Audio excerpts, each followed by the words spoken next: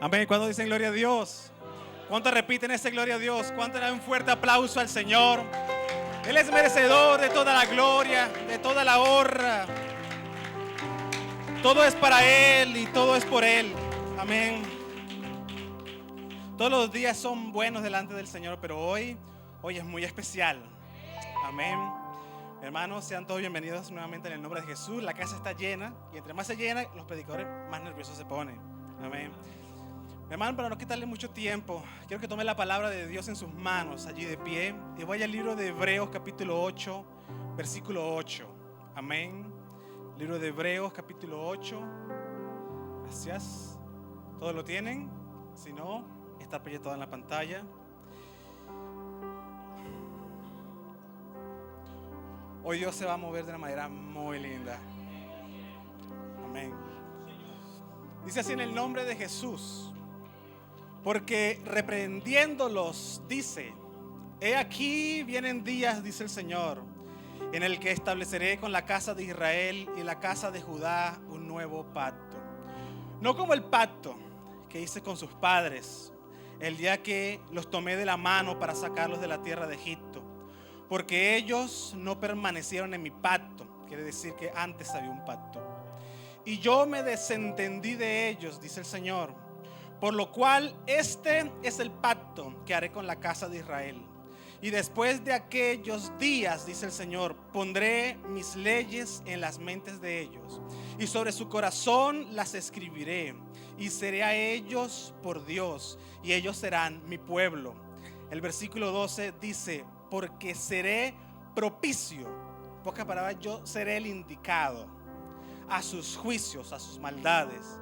Y me encanta lo último que dice: y nunca más me acordaré de sus pecados y de sus iniquidades. Amén. Quiero predicarte un momento bajo el título: el pacto que lo cambió todo. Amén. Señor Jesús, en esta hora, Señor, estamos delante de ti porque reconocemos que sin ti no podemos hacer absolutamente nada, Señor. Señor, durante el mensaje y cuando termine, Señor Jesús, que tu presencia se derrame en este lugar.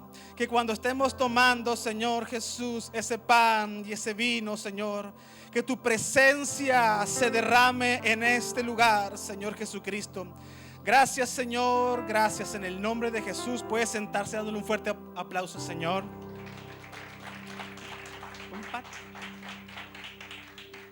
Amén.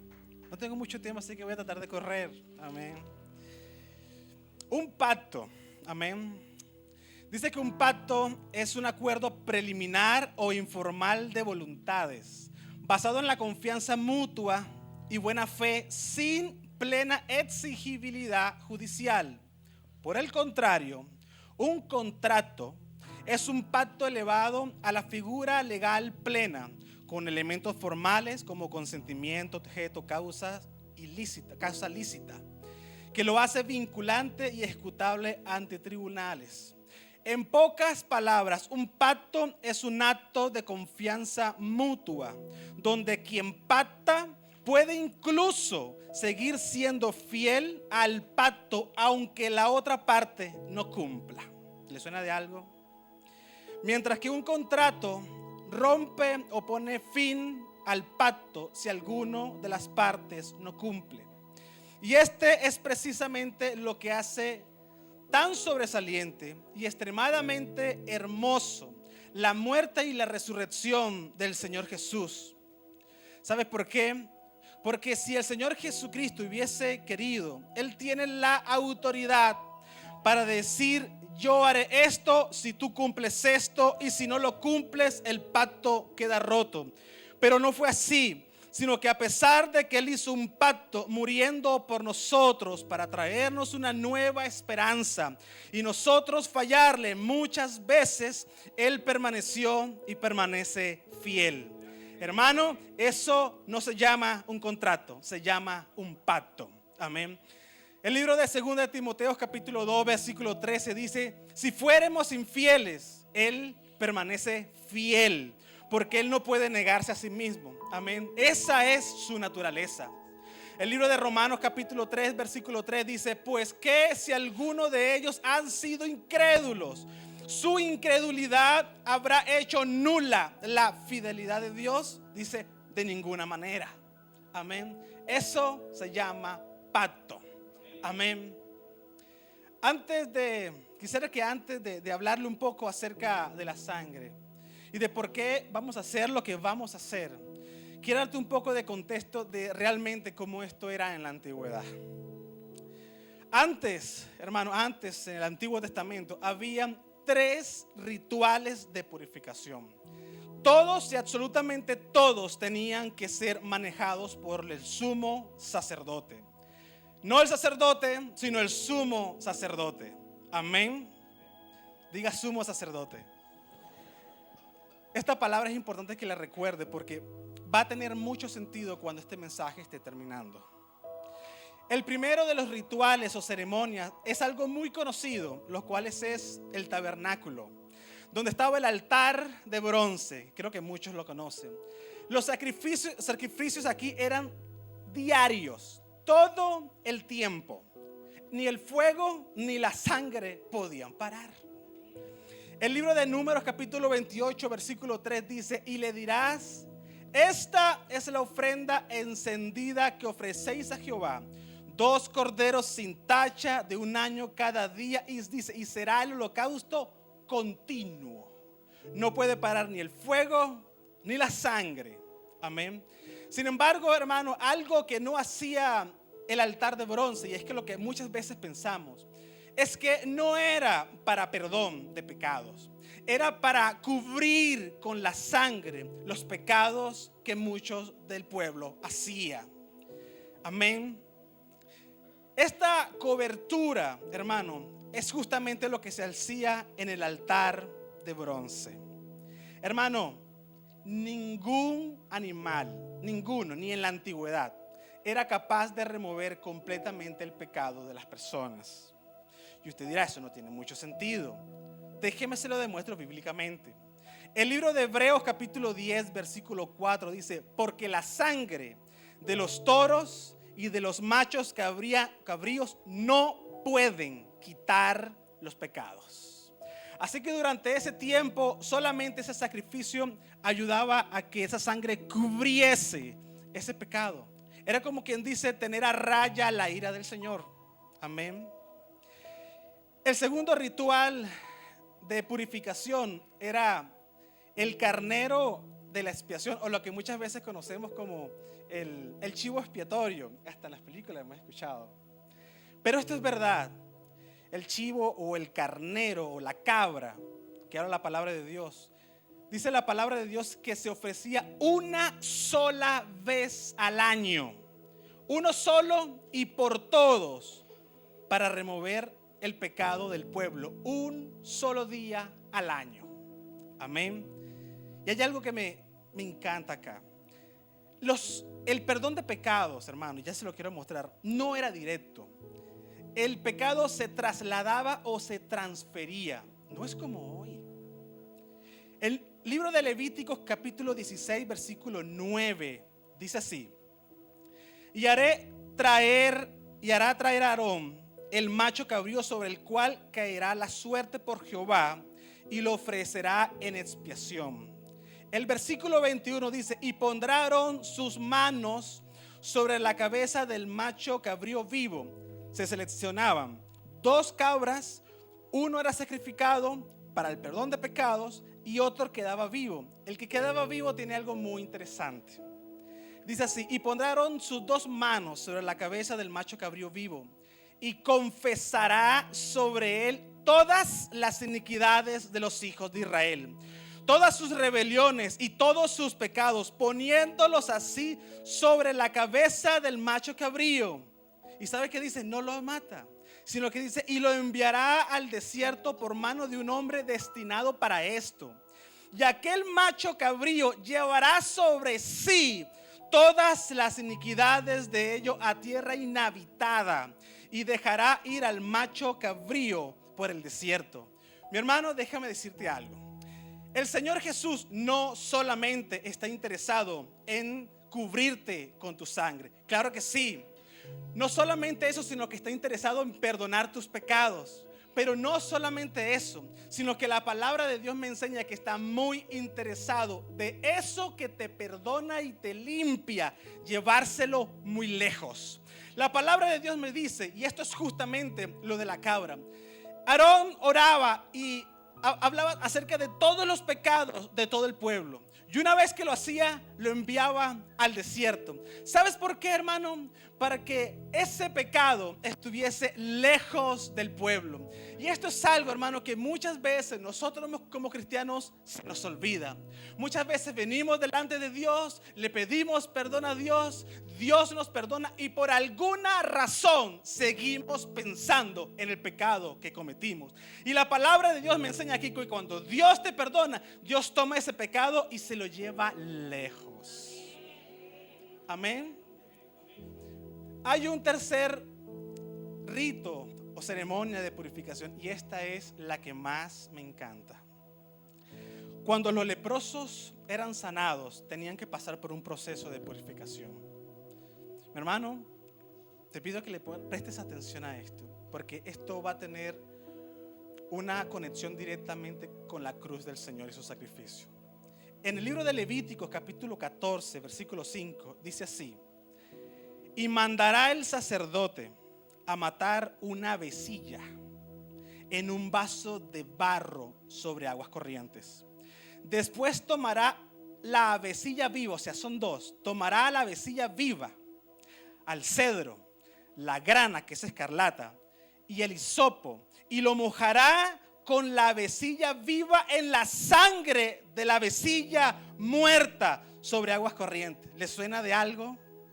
Y rociará 7 veces sobre el que se purificará de lepra. Y no termina ahí, sino que dice: y le declarará limpio, y soltará a la avecilla viva en el campo. Déjame te lo pongo de esta manera.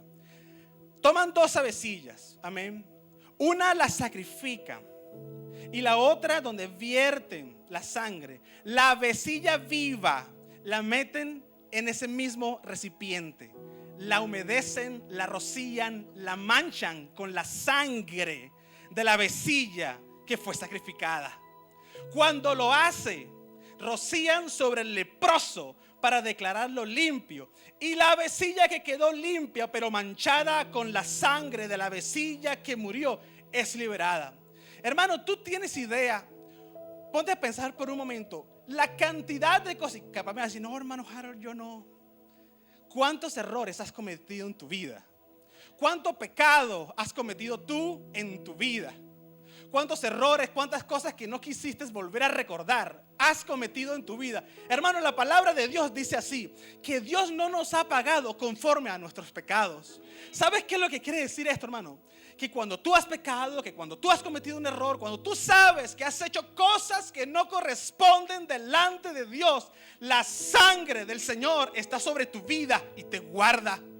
¿Sabes qué, hermano? Estaba escuchando yo a un teólogo decir que cuando esta ave viva, manchada, era liberada, tenían por costumbre los judíos cazar palomas y comérselas.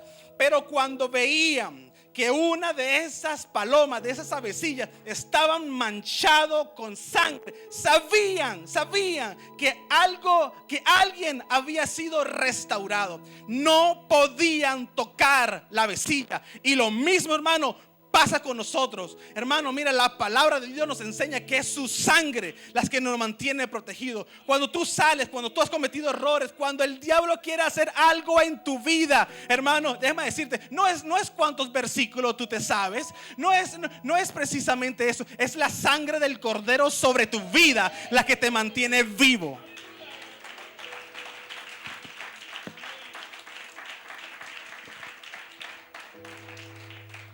Se pone más interesante, porque la Biblia dice que cuando antes de mojarla en la sangre, note esto, dice el cedro, la grana y el hisopo. La avecilla sacrificada es un tipo del Señor Jesucristo sacrificado. El cedro, el material, es madera, lo mismo donde crucificaron al Señor Jesucristo. Luego dice que toman una grana o escarlata. ¿Sabes qué dice la palabra de Dios en Mateo 27-28? Y desnudándole, le echaron encima o le pusieron encima un manto de escarlata. Oh, hermano, y esto va teniendo cada vez más sentido. Lo último que termina aquí diciendo es y un hisopo. La palabra de Dios en Juan 19:29 dice así: y estaba allí una vasija llena de vinagre. Entonces ellos empaparon el vinagre con una esponja y poniéndola en un hisopo, se la colocaron en la boca al Señor Jesús. Y cuando Jesús hubo tomado el vinagre, dijo: consumado es. Esto no es casualidad. ¿Sabes qué es lo que te está mostrando aquí en Levítico? Que para este sacrificio utilizó el cedro, que es la madera, la grana, que es la escarlata, y el hisopo que tú ves en el Nuevo Testamento cuando el Señor Jesucristo se lo da. ¿Sabes qué es lo que más me impresiona a mí de este versículo? Que cuando termina la palabra hisopo, lo que viene después es la restauración. Y lo que a mí me enseña el Nuevo Testamento es que cuando le colocaron el hisopo en la boca del Señor Jesucristo, dijo: consumado es. ¿Sabes qué te dice la palabra de Dios? Que las piedras se partieron, que el lugar tembló. Amén. Esto, hermano, es exactamente una tipología demasiada igual para demostrarte que esto de la vecilla muerta, sacrificada, es el Señor Jesucristo, y la viva con la sangre manchada eres tú.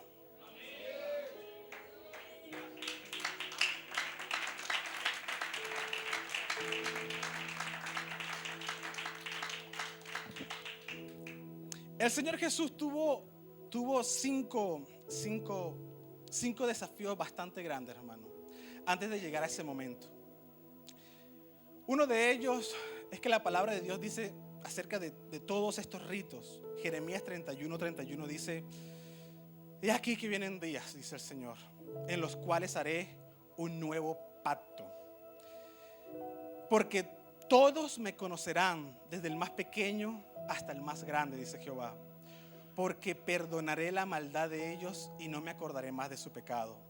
¿Sabes dónde es esto? En Jeremías. Y el Señor Jesús, para llegar a ese punto en el Nuevo Testamento, tuvo 5 grandes desafíos. Y se lo quiero mencionar rápidamente. Lo primero es que el Señor Jesús tuvo el desafío del Mesías, de ser Mesías, de anunciarse como Mesías. Y usted me dirá: ¿por qué, hermano Harold? Isaías 9:6 dice un versículo muy conocido por todos: porque un niño nos es nacido, hijo nos es dado, y el principado sobre sus hombros, y se llamará su nombre admirable, consejero, Dios fuerte, Padre eterno y príncipe de paz. Y usted dirá: hermano, pero ¿cuál es el desafío que tuvo el Señor Jesús? El libro de Mateo capítulo 2:16 dice que Herodes, al enterarse del Mesías, mandó a matar a todos los niños menores de 2 años. Así que el Señor Jesús comenzó un proceso. Amén. El segundo desafío que tuvo el Señor Jesús fue hacer milagros, y no por hacerlo, sino por intentar no hacerlos. ¿Usted sabe por qué, hermano? Porque si el Señor Jesús comenzaba a hacer milagros prematuramente, las aguas se iban a mover mucho. Y el Señor Jesús tenía que sacar tiempo para enseñar y al mismo tiempo para discipular a sus apóstoles. Amén. Déjeme demostrárselo. Cuando tú lees el libro de Juan capítulo 2 versículo 3, un versículo muy conocido, en el que la madre de Jesús, hasta ahí no se había hecho ningún milagro, la madre de Jesús le dice: Jesús, falta vino. Como quien dice: ponte a trabajar. Jesús responde así: ¿qué tienes conmigo, mujer? Aún no ha venido mi hora. En pocas palabras, sí, yo voy a hacer milagros, pero no es el momento. Amén. Cuando tú miras, por ejemplo, el ejemplo del leproso que es sanado en Marcos 1:44, luego que lo sanó, el Señor Jesús le dice así: mira, no digas nada a nadie, pero ve y muéstrate al sacerdote. Cuando sana a la hija de Jairo y la resucita en Marcos 5:43, luego de sanada le dice lo mismo y le encargó mucho que nadie lo supiese. Cuando el Señor Jesucristo sanó a un sordo mudo en Marcos 7:36, luego de sanarlo le dijo, Jesús le mandó que no dijese a nadie, pero cuanto más lo prohibía, más lo divulgaba. Es que es difícil, Señor, mi hermano, que Dios haga algo en tu vida y no contarlo. Amén. Cuando ves el ciego Bartimeo acerca de cómo el Señor Jesús lo sanó en Marcos 8:26, una de las cosas que le dijo el Señor Jesús es, y lo envió a su casa diciendo, no entres en la aldea y no cuentes nada. Fue un desafío el tratar de no hacer milagros. Amén. Hermano, ¿qué tiene que ver esto con la Santa Cena? Ya voy para allá. Amén. El tercer desafío era el ser perdonador de pecados. Uno de los ejemplos más vivos que tenemos es, ¿recuerdan a esos amigos que bajaron a su amigo paralítico por un techo? Marcos 2:5 dice, al ver Jesús la fe de ellos, dijo el paralítico, hijo, tus pecados te son perdonados. Y estaban allí sentados algunos de los escribas, los cuales cavilando en sus corazones dijeron, ¿por qué este habla así? Blasfemia, dice, ¿quién puede perdonar pecados sino solo Dios? Y casi que el Señor Jesús, exactamente. Una de las cosas más complicadas fue esto, porque cada vez que él decía tus pecados te son perdonados, era un gran problema para él, porque lo iban a acusar, lo iban a tratar de matar. Amén. El cuarto desafío era ser reconocido como el que hay que seguir y no a otro. Amén. El libro de Juan habla acerca de Juan el Bautista. La palabra dice así, Juan 3:26. Vinieron a Juan y le dijeron, Rabí, pero le dicen Rabí a Juan el Bautista, mira que al que estaba contigo, o sea el Señor Jesús, al otro lado del Jordán, de quien tú diste testimonio, de quien dijiste no soy digno de desatar las correas de sus pies, bautiza. Y no solamente ahora bautiza, porque tú también bautizas, Juan. Ahora resulta que él también bautiza, y no solamente eso, sino que todos vienen a él, no siquiera algunos, todos se van a él. Tienes que hacer algo, Juan.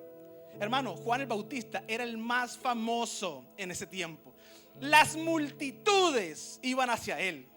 ¿Sabes que cuando estos hombres dijeron, mira, hay alguien que está bautizando más que tú, hay alguien que al parecer se la está dando más de importante que tú, hay alguien que está perdonando más que tú, todo, la multitud te seguía y ahora todos van a él? Y me encanta la respuesta de Juan el Bautista. El versículo 30 dice, ¿sabes qué? Gracias por considerarme, pero es necesario que él crezca para que yo mengüe. ¿Sabes qué es lo que le está diciendo? Aquí el importante no soy yo, aquí el importante es él. Así que devuélvanse y síganlo. Amén.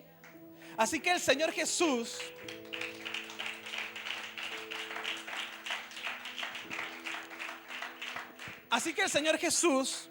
ya iba escalando.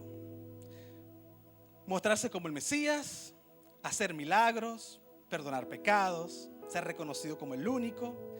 Pero le quedaba el último desafío, el más difícil de toda su vida. Y usted dirá, hermano Harold, pero es que no hay nada difícil para el Señor. Hermano, la palabra de Dios te enseña que Dios fue manifestado en carne. O sea, Él tenía sueño, Él sentía hambre, Él sentía dolor. Amén.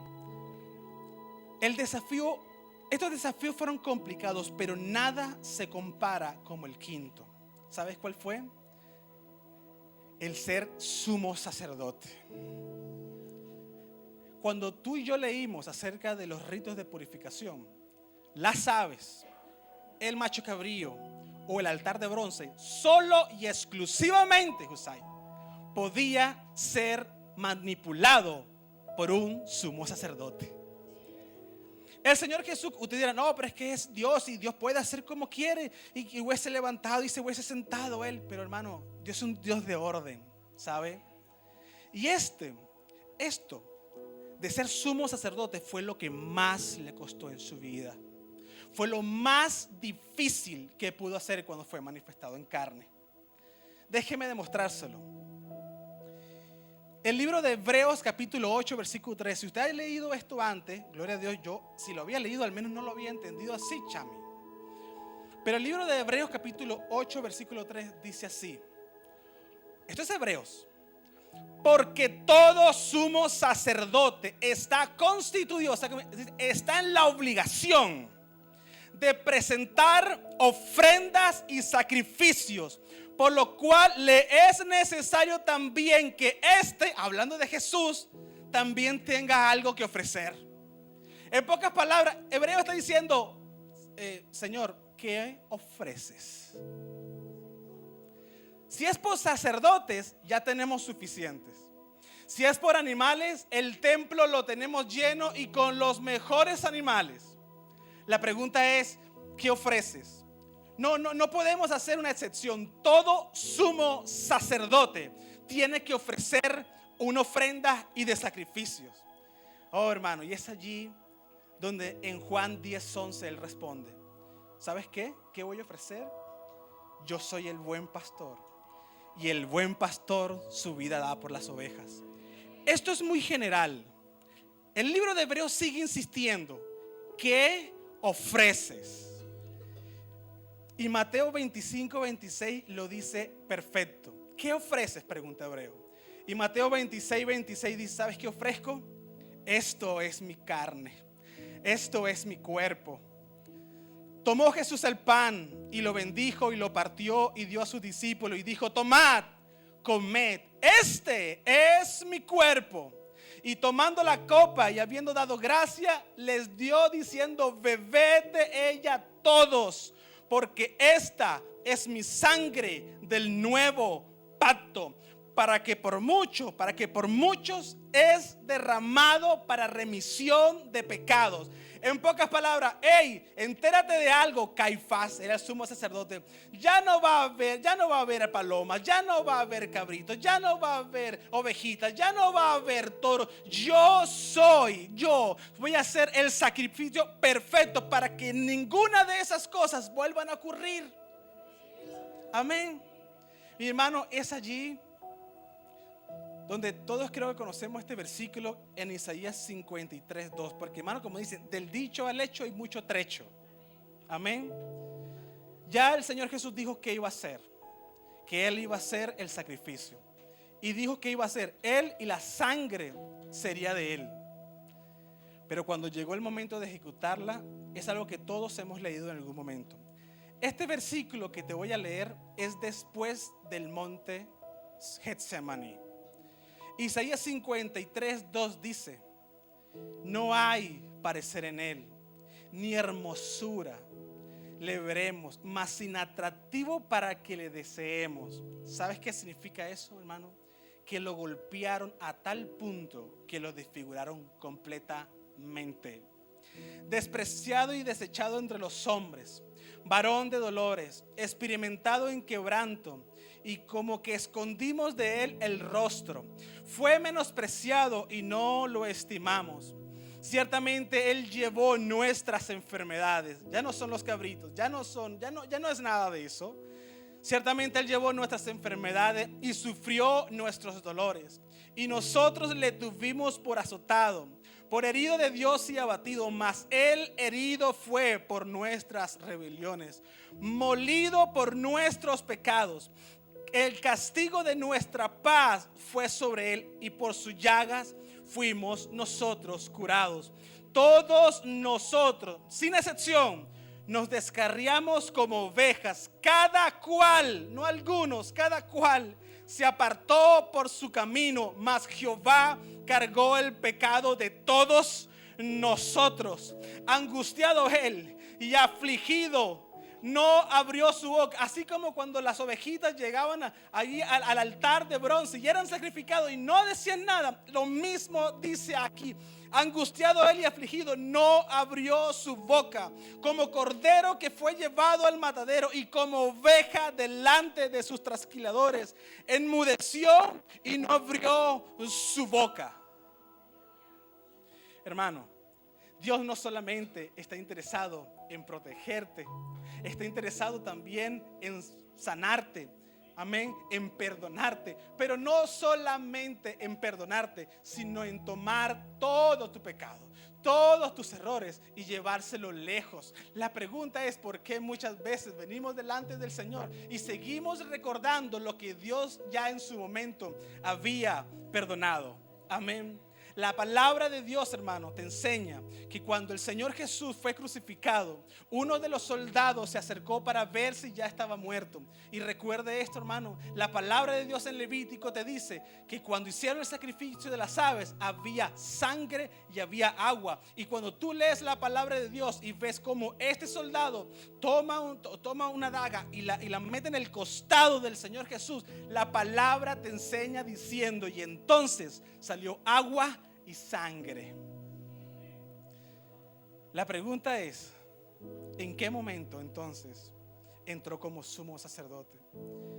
Después que el Señor Jesús, hermano, murió y el lugar tembló y las piedras se partieron y el velo del templo se rasgó de arriba abajo y los muertos resucitaron.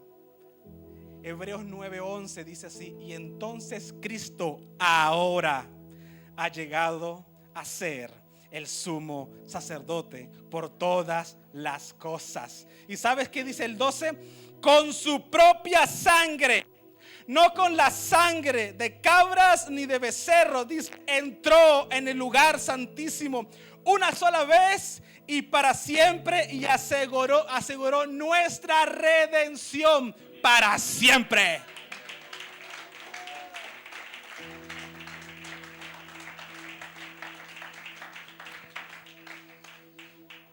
No más ritual, no más aves, no más cabras, no más ovejas para perdonar tu pecado. Ahora tan solo su sacrificio y el poder de su sangre son suficientes para perdonarte y darte una nueva esperanza, hermano. Eso es lo que vamos a celebrar el día de hoy. Cuando tú vayas a tomar esa Santa Cena, recuerda esto: que así como miles y cientos de animalitos inocentes daban la vida, porque si no tenían que ser tu vida la que tenía que ser muerta, Dios prefería tomar a un animalito inocente y darla por tu vida. Amén. Ponte de pie. Amén.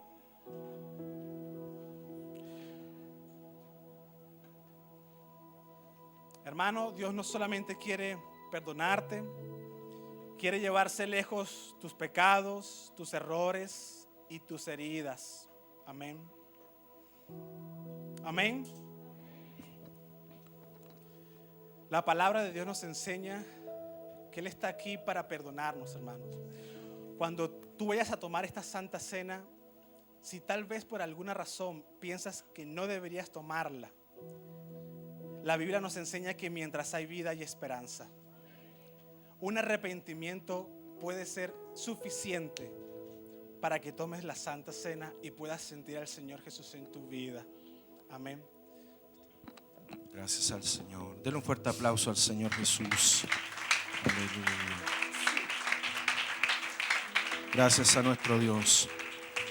Hermanos, yo les recomiendo que esta enseñanza de nuestro hermano la pueda volver a ver, porque realmente, hermanos, es bastante profunda.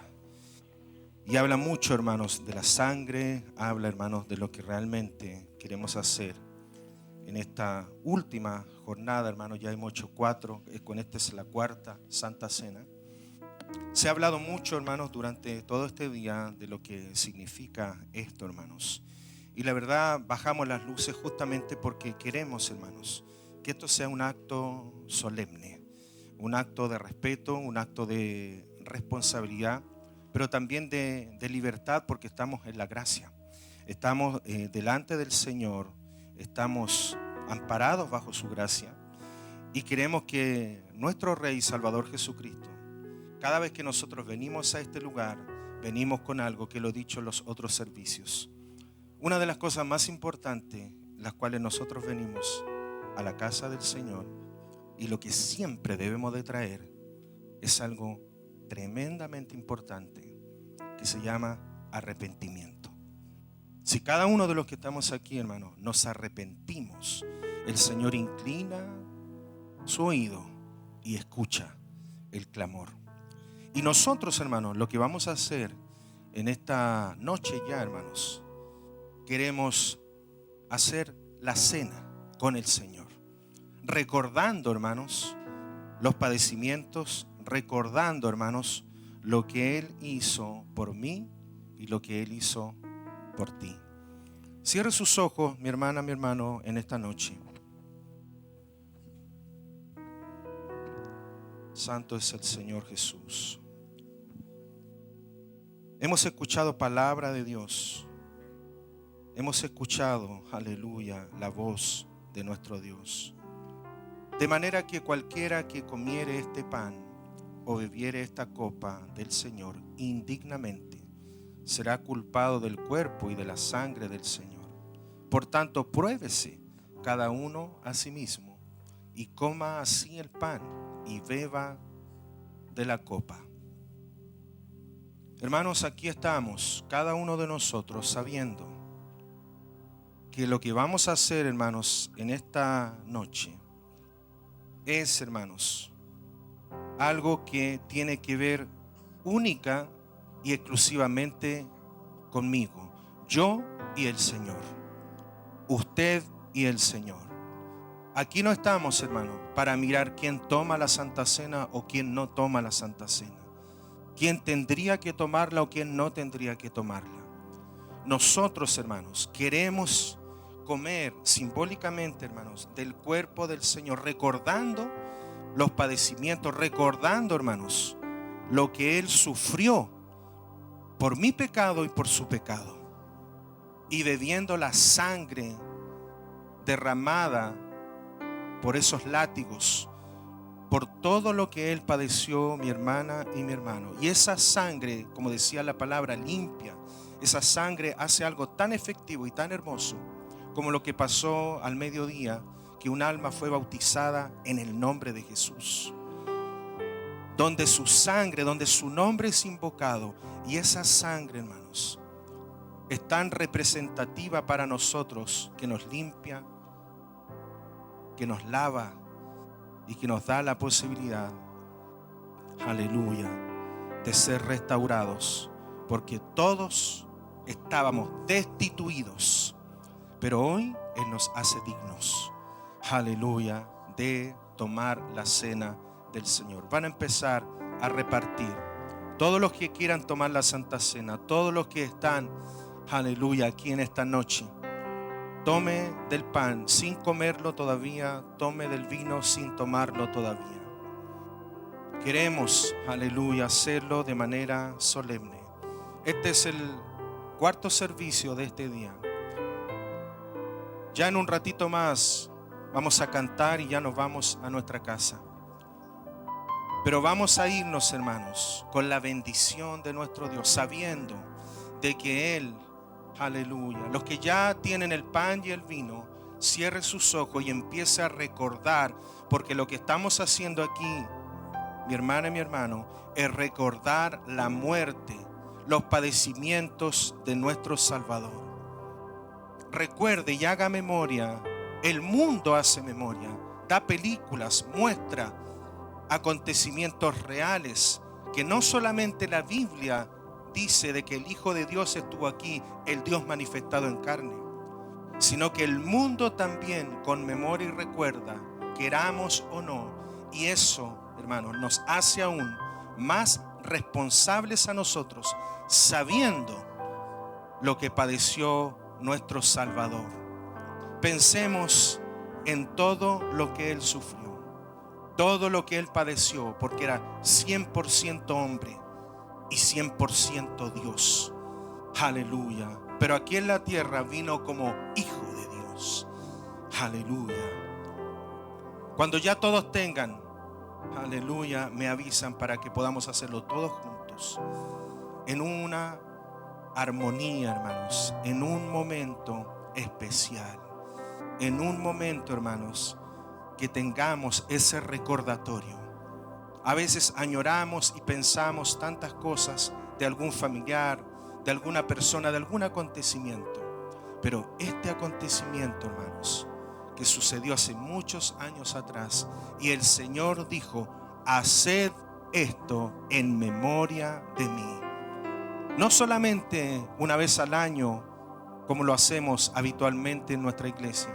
Gracias a nuestro Dios que nosotros venimos a cada servicio, a cada culto, y recordamos que este Dios pagó un precio muy alto por nosotros.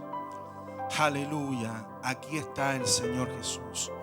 Aleluya, no se desconecte de la presencia del Señor. No se desconecte, aleluya, y que podamos cada uno de nosotros hacer este acto maravilloso, este acto solemne y santo. Recuerde lo que el Señor Jesucristo padeció. Recuerde cuando usted fue bautizada, cuando usted fue bautizado, salió de las aguas, cuando habló en nuevas lenguas, según el Espíritu le dio que hable, cuando se bautizó uno de sus hijos, cuando se bautizó su esposa, su esposo.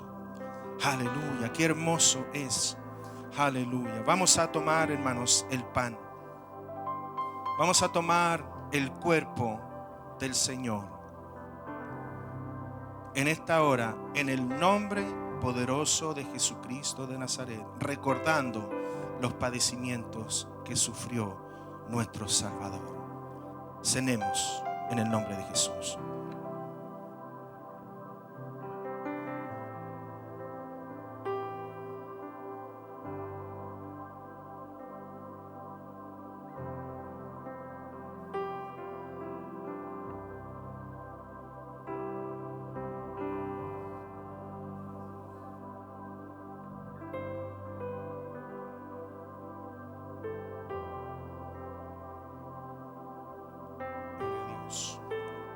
Tome por favor el vino. Y en el nombre poderoso de Jesús, recordando la sangre vertida, toda esa sangre que Él vertió, toda esa sangre que Él perdió por mi culpa y su culpa. Bebamos en el nombre de Jesús.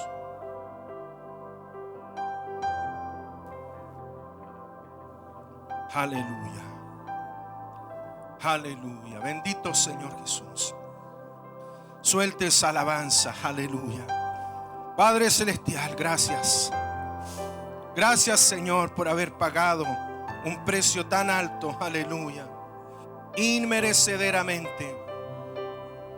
No merecíamos, aleluya, ese sacrificio tan alto que ningún ser humano en esta tierra pudo hacer más que solamente tú, Señor. Eso es, suelte alabanza, suelte esa exaltación. Dele gracias al Rey de Reyes, al Señor de Señores.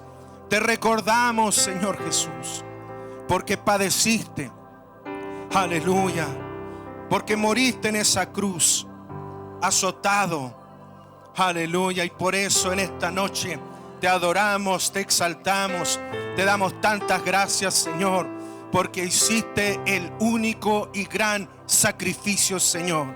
El sacrificio por excelencia. Nadie más puede sacrificar, aleluya, y haber hecho lo que solo tú hiciste, Señor Jesús. Eso es, eso es. Dele una alabanza al Señor. Suelte, aleluya, alabanzas.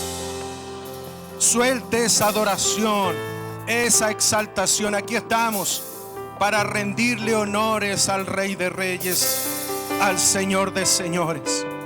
No salga de este lugar sin darle gracias al que lo dio todo por cada uno de nosotros. No se vaya de este lugar sin entregarle la adoración, sin entregarle la alabanza, sin entregarle el cántico, la exaltación. Eso es, que se escuche el agradecimiento. Háblele al Señor, glorifique al Señor Jesucristo. Aleluya, aquí está su Santo Espíritu, aquí está la gloria, aquí está el Espíritu Santo tocando cada corazón. Eso es, Él se está paseando por cada corazón contrito y humillado. Eso es. Aleluya, aleluya. No se canse de alabar, no se canse de glorificar al Señor Jesucristo. Eso es. Si quiere pasar aquí a este altar, si quiere adorar allí, pero haga algo antes de salir de este lugar. en el nombre poderoso de Jesucristo de Nazaret. Toda gloria, toda honra, todo honor, toda alabanza es para ti, Señor Jesucristo. Aleluya. A ti te adoramos, a ti te exaltamos, Señor. No hay nadie como tú, Señor. Nada ni nadie, nada ni nadie se compara a lo que tú padeciste, lo que tú sufriste, Señor. Perdóname, Señor Jesús. Perdóname, Señor, por muchas veces la indiferencia, no recordar todo lo que tú hiciste por mí, Señor. Gracias, Señor, por hacerme recordar que realmente, Señor Jesucristo, debo adorarte en espíritu y en verdad. Eso es. Suelte esa alabanza. Suelte esa adoración, esa exaltación. Aleluya, aleluya.